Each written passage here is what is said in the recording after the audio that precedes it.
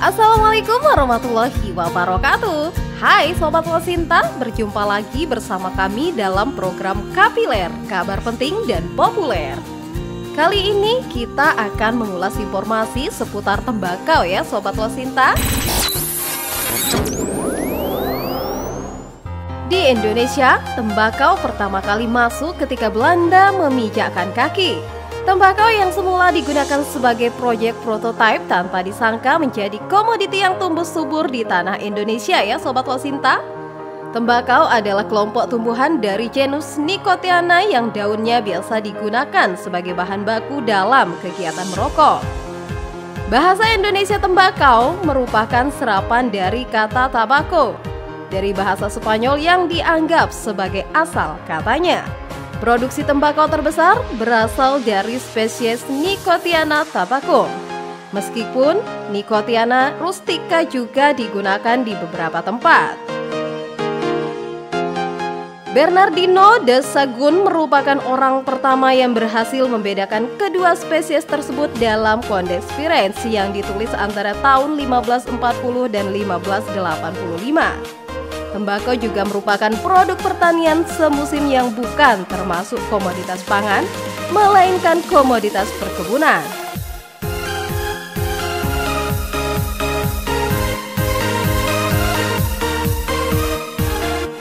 Produk ini dikonsumsi bukan untuk makanan tetapi sebagai pengisi waktu luang atau hiburan, yaitu sebagai bahan baku rokok dan cerutu.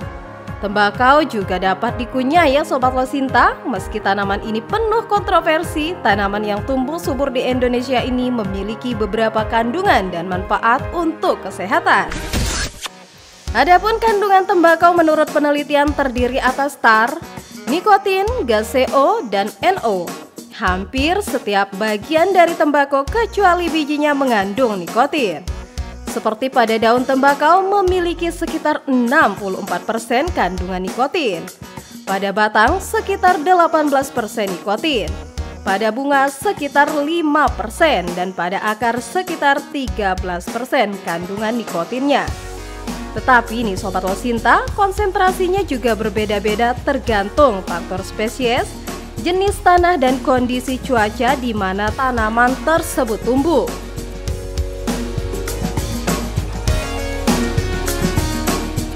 Konsentrasi nikotin sendiri meningkat seiring bertambahnya usia tembakau.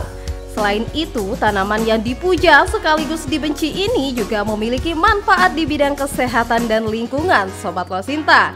Salah satunya yaitu berpotensi dijadikan bahan obat-obatan. Tembakau saat ini sedang gencar dikembangkan di Laboratorium Farmasi Rekayasa Hayati atau Bioengineering. Suatu penelitian mengungkapkan bahwa berbagai tanaman herbal, termasuk tembakau, dapat dimanfaatkan DNA-nya untuk menjadi inkubator penghasil protein.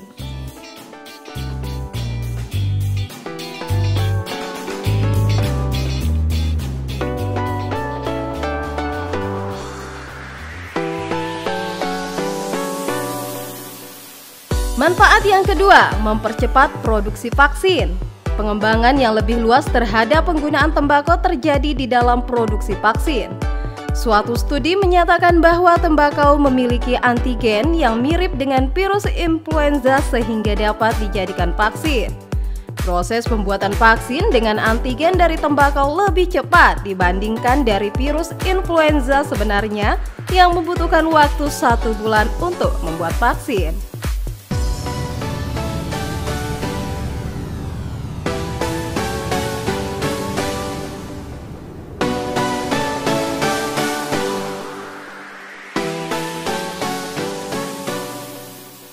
Manfaat yang ketiga, bahan bakar ramah lingkungan.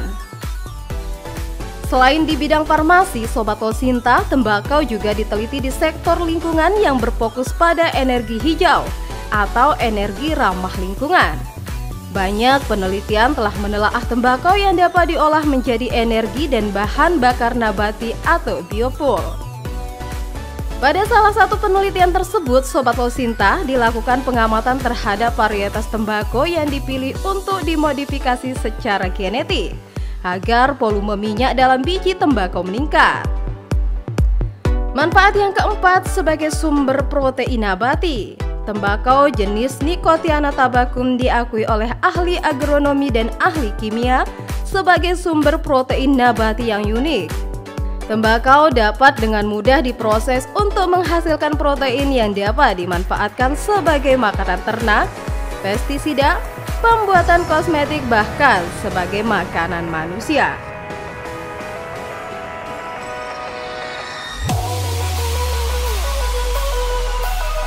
Nah, Sobat Losinta, itulah tadi beberapa ulasan tentang tembakau beserta kandungan dan manfaatnya yang kami lansir dari Sehatkur. Nantikan terus informasi-informasi bermanfaat lainnya ya. Sampai jumpa. Wassalamualaikum warahmatullahi wabarakatuh. Salam Losinta.